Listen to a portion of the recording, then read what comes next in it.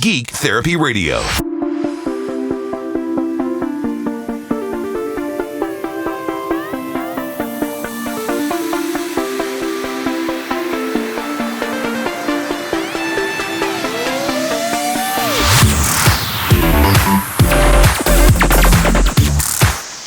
Welcome to the Geek Therapy Radio podcast. Got your mental curator, Johnny Hamburger.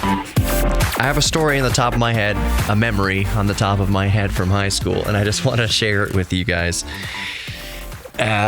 before I forget it. And I don't know, it's one of those memories. I haven't thought about this for years. It just popped into my head, and it just makes me laugh. Anyone else have those moments? You haven't thought about a certain scenario or situation for years, then it pops up, and you're like, oh yeah, I remember that, and it's a kind of a fun memory. So anyways, back in high school, I guess this would be around the year 2000. I got my driver's license. This is a car story. I got my driver's license in 1999. And it was one of the only times my dad showed up at school and pulled me out of school so that we could go to the Department of Transportation here in Texas and get me my driver's license. He was like, you only get out of school to go to a doctor's office, doctor's appointment, dentist appointment, something like that. Nothing. And my dad was just kind of a weird nurturer, I will say. I'll just leave it at that. So he shows up, and it's Thursday, and I went to a private school. At the time it was called Northeast Christian Academy, and it was Thursday, which meant chapel day, which meant basically, I'll just say it, it was going to be Bible bashing for an hour. All of it was Bible bashing every day in and day out. My only prayer going to school and after school was, God, please don't make me hate you, because of how that school Bible bashed all the students. It was horrible. Anyways, at least at the time, it was horrible. So Thursday chapel, my dad just shows up in the gym door, and somebody's like, our teacher comes over, hey, John, your dad's here. And I'd look back, and dad's standing there, like looking so happy, like standing in the gym door, just kind of waving, just quietly. So I get out of my seat and walk past a bunch of other kids, like, what's up, Pops? What's going on? He's like, let's go. It's like, what are you talking about? Let's go. It was my birthday, August 25th, 1999. I turned 16 years old. So he's like, we're going to get your driver's license. I'm like, what? Why are you bringing me out of school? Like, I thought we'd wait till, I don't know, Saturday or something. No, let's go. Got my driver's license. That was a little sidetrack, that little part of the story. So anyways, I just got my driver's license. Maybe it was a year after that, maybe around 2000, just kind of painting the picture of what time in my life this was. I had a friend, and I don't know if he listens to the show, or at least listens to the show regularly. His name is Corbin. And I forget if we were juniors or seniors or sophomores, whatever. Corbin used to go through, at this time in his life at least, he used to go through cars like t-shirts. He would get one car, have it for a couple weeks, couple months, it seemed, and then he would trade it for another car. Just a lot of old, used cash cars. Just kind of cheap cars you trade and trade and trade and trade. I don't know what the deal was, how much he actually spent on top of it, but he would just keep trading cars. He would just change cars like he changed t-shirts. So we had his dad's Jeep Grand Cherokee. It's like a 1994, 1992 Jeep Grand Cherokee. That was a good car. He traded that for something, traded this for something, traded that for something. So he had stuff like a Ford Probe, Nissan 240 SX, like a 70-something Camaro. What did he have? A Nissan Maxima. Like, he went through cars so fast. Okay, that's just his thing. He was really, really into cars. At the time, Corbin, I'm sorry I got to say this. At the time, he was kind of, everyone has a friend who comes off as a know-it-all. And Corbin in high school was that know-it-all friend. So one week he cruises over to see what, to show off his car of the day. And he cruises over in the Nissan 240 SX. I forget what year it was, 91, 92, Nissan 240 SX. And he had several cars up to this point. And we went cruising around. We went cruising around the baseball fields near my mom's house, or near my parents' house, kind of around Kingwood a little bit on Trailwood Drive. And I was like, Corbin, keep this one. this is a cool little car. It was fairly quick. It wasn't a Ferrari or anything like that, but it was pretty quick. It's Nissan. It's going to be reliable. It looked pretty good. It was a sporty coupe. Like, I was like, Corbin, you found it. Like, your car search should end here for now. This is a good car. Keep this one for a few years and just enjoy it. And I forget what his response was. It was something like, yeah, maybe I will, or we'll see about that, whatever. So, a few days later, or a few weeks, maybe a couple months, I don't know, seemed like a few days later, he shows up with this like 1970-something Camaro. And it's a Camaro, but it was geared for racing. It had big, huge, fat back tires. The inside of it was kind of stripped out. It wasn't a rust bucket or anything like that, but it was a very stripped down kind of drag race, old 1970s Camaro. And he pulls up and it's really stupid loud. It wasn't a car that was supposed to be just driven on the street. So he comes over and we cruise around a little bit in his Camaro. And, you know, we had both been driving for the same amount of time at this point, where I should say we both had a driver's license for the same amount of time. Both had our driver's license for a year or two. So we're cruising around, not speeding or anything like that. I don't remember. But, so we're cruising around and I say, Corbin, let me drive the Camaro. Scooch over, pull over, you know, by the baseball fields and let me drive it around. And he had his arm out the window, you know, just cruising, laying back. He's like, nah, dude, you couldn't handle the torque steer. And he said it with 100%, like 100% conviction. It's like, no way, bro. You couldn't handle the torque steer. So quick side note about torque steer. Torque steer is when the engine has so much torque, it literally pulls the car to the left or to the right. And you have to fight it with the steering wheel to keep it straight. There's so much torque in the engine. So I didn't beg him or anything like that. I just said, all right, well, you know, whatever, dude. So we just kept cruising. A few days later, he wraps it around a tree. And I think he broke his leg or broke his arm. He was fine. But I was like, see, dude? I didn't want to rub it in his face. I was like, torque steer, huh? I can't handle the torque steer, huh? You should have kept that 240. You should have listened to me and kept that 240. And that's the end of that story. Nah, bro, you couldn't handle the torque steer. And then he wraps it around a tree. Anyways, so in this podcast, I wanted to talk about Flight Simulator a little bit more. Meat and potatoes is going to be Flight Simulator. I played it a little while longer last night, getting through that learning curve, just fiddling more with the autopilot systems and the GPS. Last night I was flying around in the Cessna 172 and fiddling with the autopilot and the comms and everything in there. And it was great. Still a learning curve, but it was great. Got the autopilot figured out decently enough. So I set a little flight path, or I set a course, flight plan to take off from Hobby Airport here in Houston, South Houston, and fly to Sugar Land, region of Sugar Land Municipal, I think is what it is. It's an airport relatively near where I live in Missouri City. Sugar Land is close to Missouri City. So it's a short flight because what I wanted to do was take off and stay on course with autopilot towards Sugar Land and then make my approach to Sugar Land and engage autopilot for the final and land with the ILS localizer. And I'm fiddling with the controls and I'm looking through the VFR maps and anything I could find within Flight Simulator itself. In order for ILS to work, to do an automated approach, to do an automated landing, you need to have that ILS frequency for the localizer, and I can't find it anywhere. Usually it's like 110.30, 109.20. It varies per runway. So if you're at an airport that supports the localizer and it has multiple runways, so let's say Bush Intercontinental Airport, Chicago O'Hare, Los Angeles LAX, Logan Airport, and Boston, whatever, all those big airports with half a dozen or more runways, every single runway has its own localizer frequency.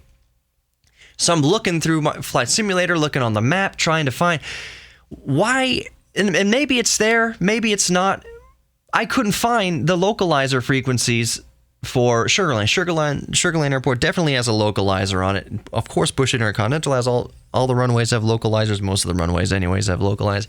Can't find it. You'd think that'd be readily available information in Flight Simulator 2020. And I'm not saying it's not there. I'm just saying I haven't found it yet. It is easily findable in legacy Microsoft Flight Simulators. You just bring up the map, and then you can zoom in on the airport, and you see the green arrow for the localizer, and you click inside of there, and you can see what the ILS frequency is. Very easy. I can't find that as of now. Again, I'm not saying it doesn't exist, but I can't find that as of now in Flight Simulator 2020.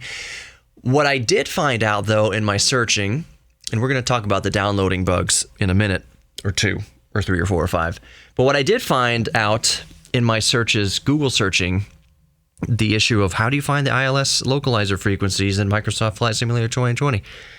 I found a video on YouTube, and I want to give the YouTube creator a shout out here. So let me go to my view history and see where he is here. I want to give him a shout. Basically, the video was how to set up an ILS approach, ILS landing. The creator is called, oh my gosh, it's one of, why do names have to be so weird? Deceive? It's DECIVYE. DECIVYE. That's the name of his YouTube channel. And Microsoft Flight Simulator 2020, how to do an ILS approach. So what I gleaned from this video, and it's the only thing I've really looked at so far, is that since Flight Simulator 2020 is real world and it's updated, every second technically, with real world data, that to find the ILS frequency for whatever airport you are flying into, you literally go to Google, type in the call sign for that airport, and bring up the frequencies for the runways at that airport. So you'd go to Google and type in KLAX. I'm going to do it right now in real time. Google KLAX. I'm going to do ILS for runway 25L, 25 left.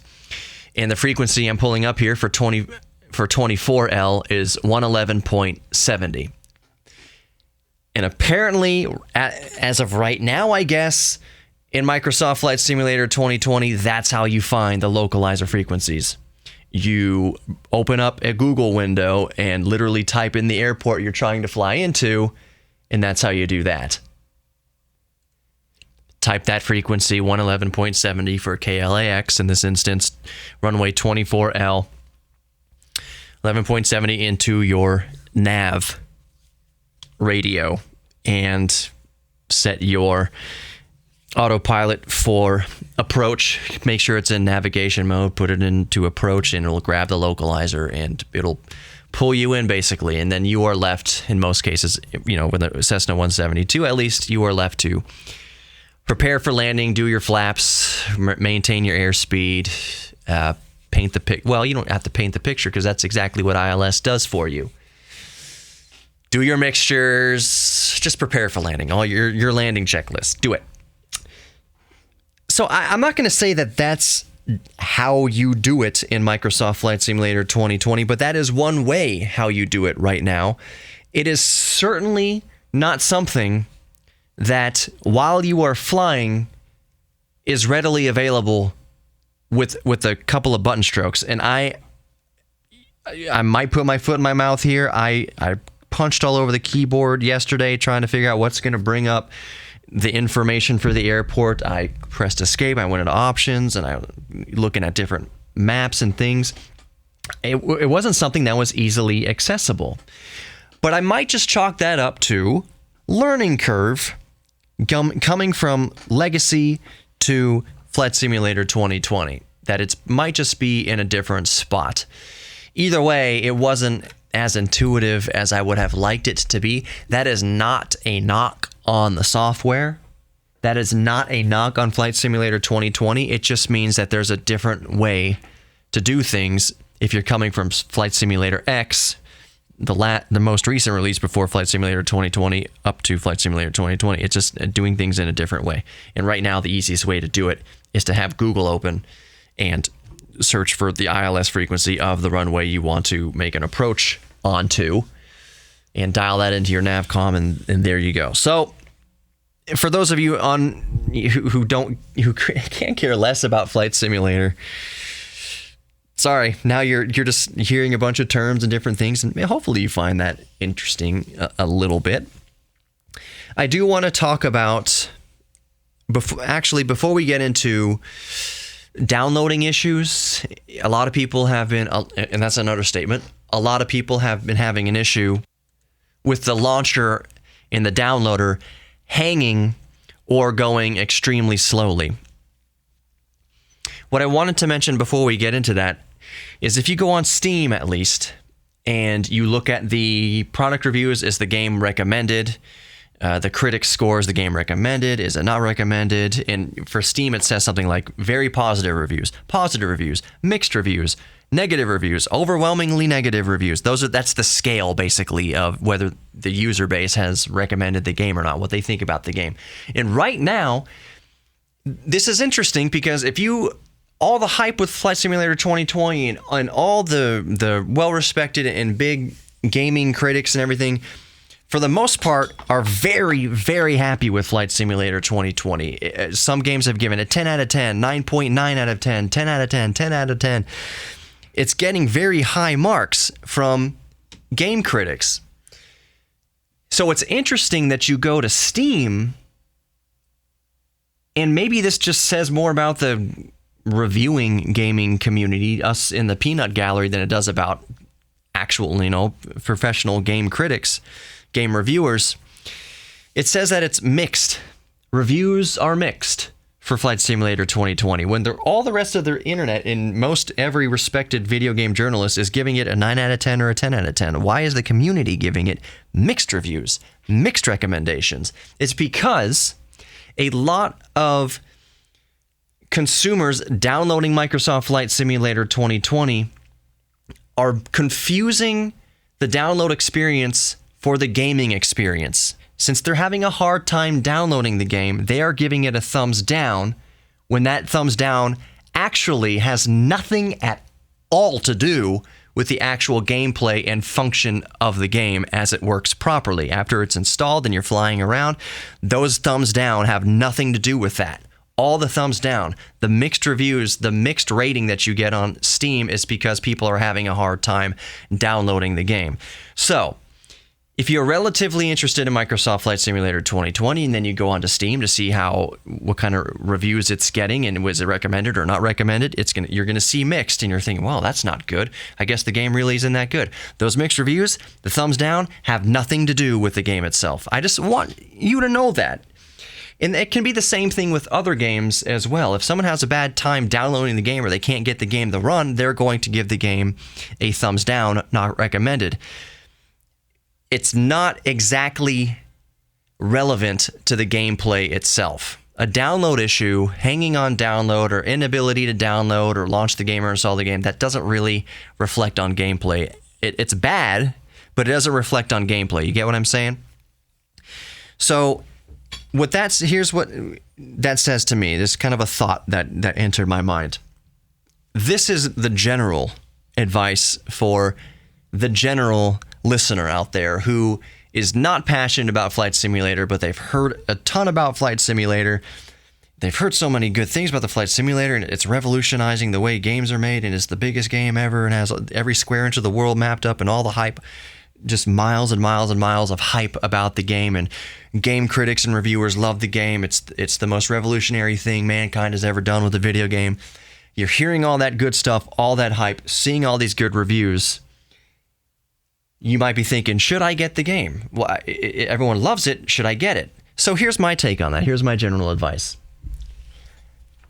If you have no interest in simulators, if Flight Simulators never interested you, if you've never been interested in Flight Simulator before now, all the way from the early 80s until 2020, if you've had no interest in Flight Simulators, this one isn't going to change your mind. And this one can be so overwhelming and so daunting that you might spend the money on it, turn it on, and then wind up like, this is so much. I don't even know where to start with this. It's a certain type of person who really gets the most out of Microsoft Flight Simulator. It's the person who gets the most out of it, the absolute most out of it, is the simulation enthusiast and flying enthusiast, airplane enthusiast. If you are a geek about airplanes, if you are a geek about aviation, or a geek about simulators, even any simulator, then you will get the most out of Microsoft Flight Simulator, and it is the best of the best that has ever existed to date in the history of mankind and flight simulation. It's the best.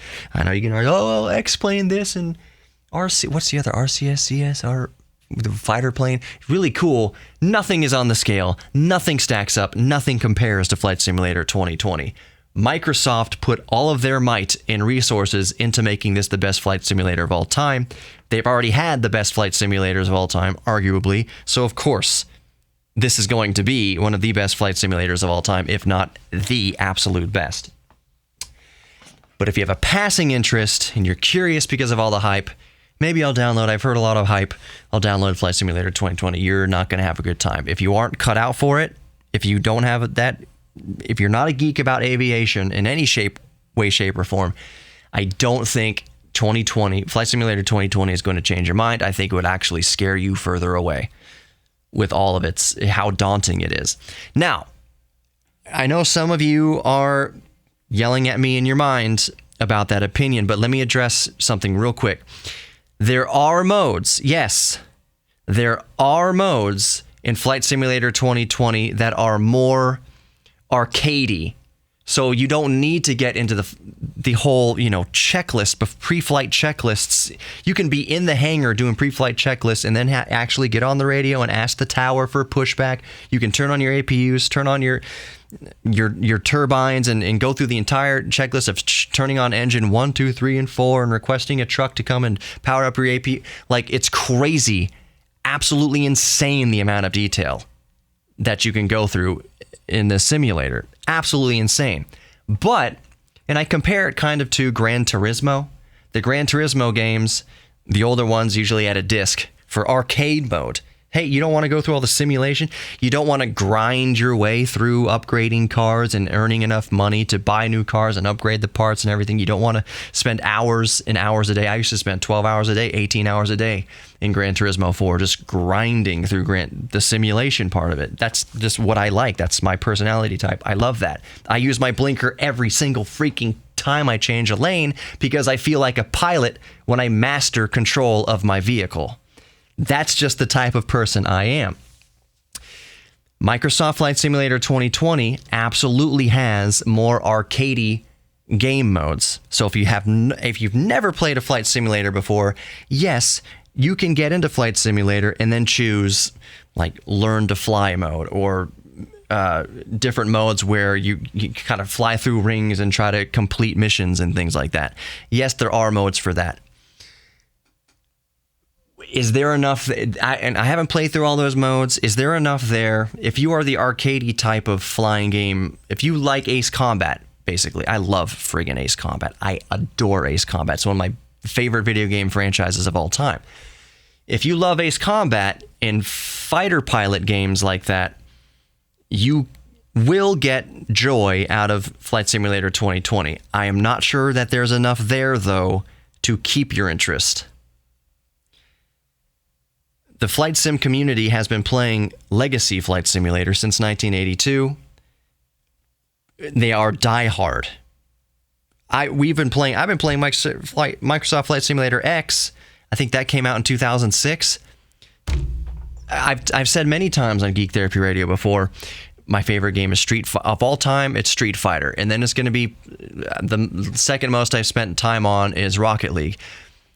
But really, as far as time spent playing any game, when I say I probably spent the most time playing Street Fighter and then Rocket League and then whatever, that's because I'm not counting Flight Simulator. I have spent thousands and uncountable thousands of hours inside of Flight Simulator, playing Flight Simulator since I was in elementary school. Since 1994 or 1995, Flight Simulator 1995. I have logged so many hours since I was a child in Microsoft Flight Simulator, but I never really counted it as a video game. But as far as screen time for any simulation or game all combined, it's been Flight Simulator. So of course, somebody like me and that type of enthusiast community is just, we are in heaven right now with Flight Simulator 2020. To the onlooker who's heard all the hype, can you enjoy Flight Simulator 2020 playing arcade type modes? Yes, you can. I am just not sure how long that will hold your interest. But should you get it? Gosh, if you're passingly interested, should you buy it? That's tough. That's tough because I can only speak for me. If I'm passively interested in a game, I will put it on my Steam wish list, and then I will wait for it to go on sale. If I'm passively interested in a game, I do not spend $60 on it at launch.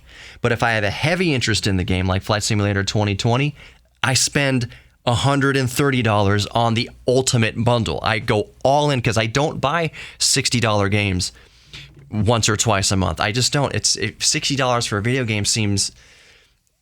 It's a lot, and I'm too passively interested in a lot of stuff to justify spending $60 2, 3, 4 times a month on a video game. So if I'm passively interested, I put it on the wish list when it says, hey, GTA 5 is on sale for $20 for 2 days only. Then yeah, maybe I'll download GTA 5. Hey, Rocket League is on sale for $5. Of course I'm going to download Rocket League if it's $5. Anytime it goes down from 60 to around 20, then yeah, I'll make a purchase if I'm that inclined. So if you are in that kind of boat where you're passively interested, for sure, put Flight Simulator 2020 on your wish list, and if it ever has a price reduction, go for it. If you're a hardcore aviation enthusiast, simulation enthusiast, buy it. Freaking buy it. It is so real. It is unreal. It is awesome. Now, on to the glitches in the downloads. I'll just say game glitches when you're actually playing the game. Yes, there are going to be glitches. There's going to be glitches in the game forever. They will just be addressed as they pop up. There are some graphical glitches here and there. There's some glitches in the menu. I said yesterday that when you do get the game installed, when you first go into the menu, you don't see anything. You have to hit escape, and then all the menu items appear. Kind of little glitchy things, but you know they're going to be patching those routinely. Microsoft themselves have said this is at least a 10-year project. They are predicting. I don't know if they've actually committed to this, but they've said this type of thing is a 10-year project. They are not going to stop updating Microsoft Flight Simulator 2020 for the next decade or so. It's that huge of a game, and there's that much of a community and support behind it. They are going to back their product for several years to come. So is the game glitchy here and there? Yes, but it's nothing. I haven't found it to be anything major or detracting. Hey, there's a tree that's laying over that road that's not supposed to be there type of thing, or that tree looks wonky, or the texture on this building.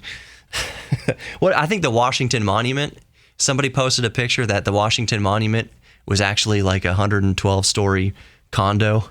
For some reason, it was applying the texture of an apartment building to the Washington Monument.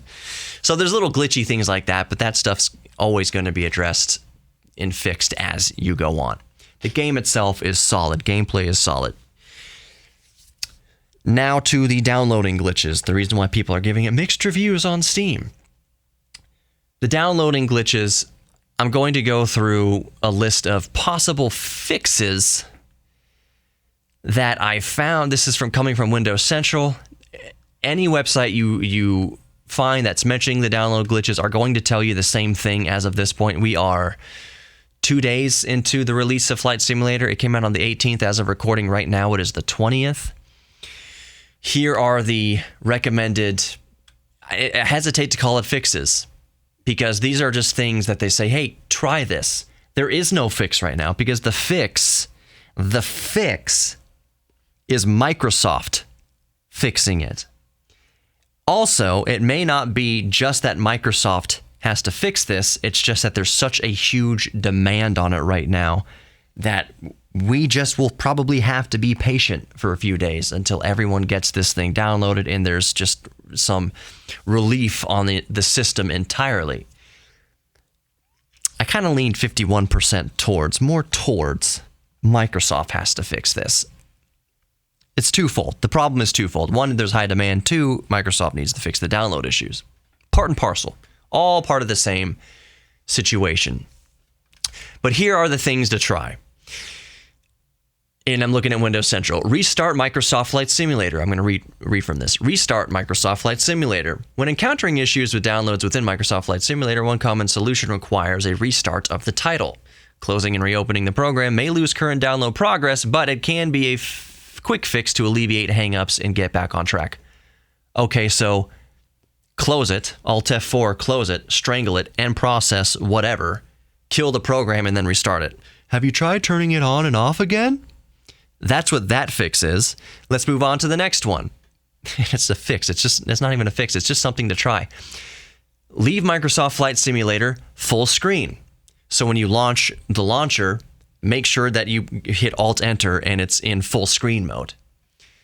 For some reason, it kind of helps some people downloading. It says, when downloading in-game content for Microsoft Flight Simulator, try spanning your game full screen and leaving the PC to handle the full installation. The issue previously impacted our staff, sometimes resulting in crashes when left downloading new content in the background, minimized in the system tray. However, if progress isn't made within 10 minutes, we recommend pursuing further troubleshooting steps, aka turning it off and turning it on again. Fixing slow downloads. This is what Anderson sent me on Twitter the other day. In the command prompt, go to the command prompt as an administrator and type netsh space int space tcp space set space global space auto tuning level equals normal and press enter. Okay, so I tried that and it didn't help. It didn't hurt anything, but it didn't help. I should mention right now to remind you, I have Flight Simulator downloaded and running fine on my desktop PC at home, miraculously, but I'm having just the dickens of a time getting it to run or getting it to install on my laptop. I've been trying since launch to get it to install on my laptop. I've been trying to download it at work. I've been trying to download it at home. It always hangs on the download at various positions in the download.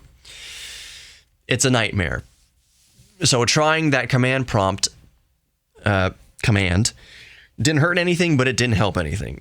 2, the next thing, 3rd or 4th, whatever this is, change the installation path. Microsoft Flight Simulator's Content Manager also features the ability to choose where you install your game content.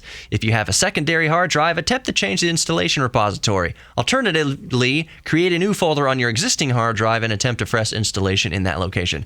Tried it, didn't work. Not for me, at least.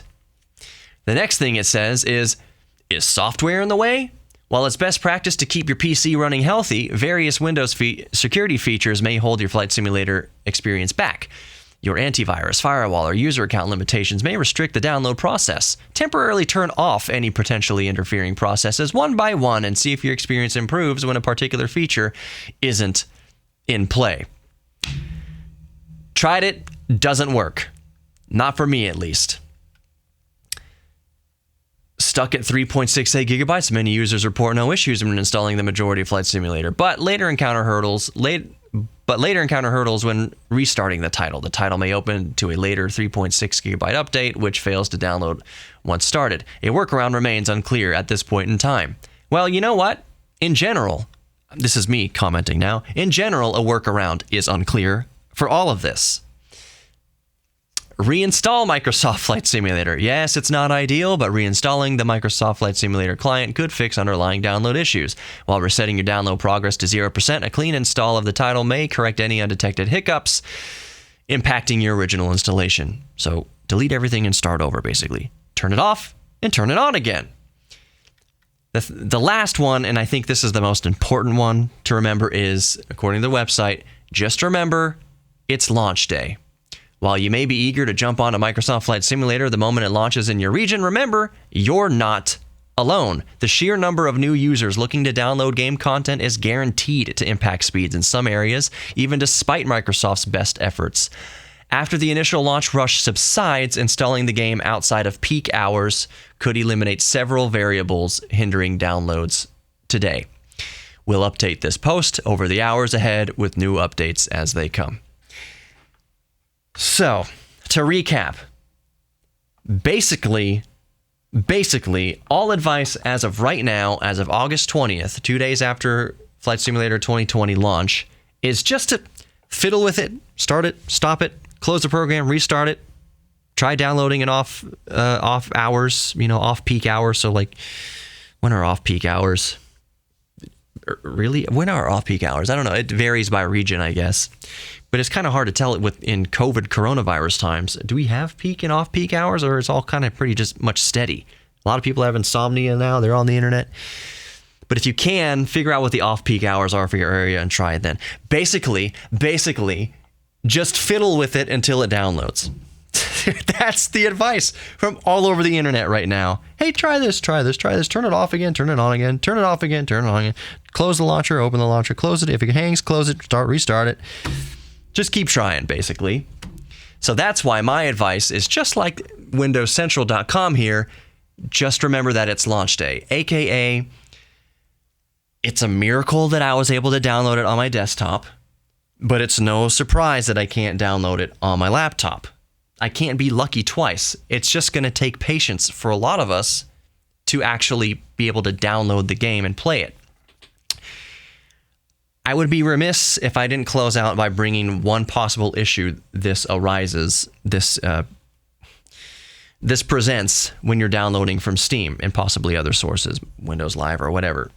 On Steam, most of the time when it comes to refunds, it entirely depends on how long you've spent playing the game. So if you played the game for, I don't know what it is, just being arbitrary, 30 minutes, you decide you don't like it, you can get a refund. Delete it, you get a refund. The problem with Flight Simulator is, in using a launcher, is that when you launch Flight Simulator from Steam, it opens that download launcher. And that download launcher counts as gameplay time. So if you are downloading for 10 hours and it gets stuck and you keep trying and you've poured, your Steam account reports that you've poured 100 hours into this game and all that 100 hours is trying to download the freaking thing, that can impact your ability to get a refund. Now, I'm sure that both Microsoft and Steam are aware of this issue. I haven't read anything official as of recording right now. I haven't looked for it, but I would assume that, let's say you pour 50 hours into Flight Simulator and you can't get it to download and you want a refund, surely Steam would honor that. They would know about the issue and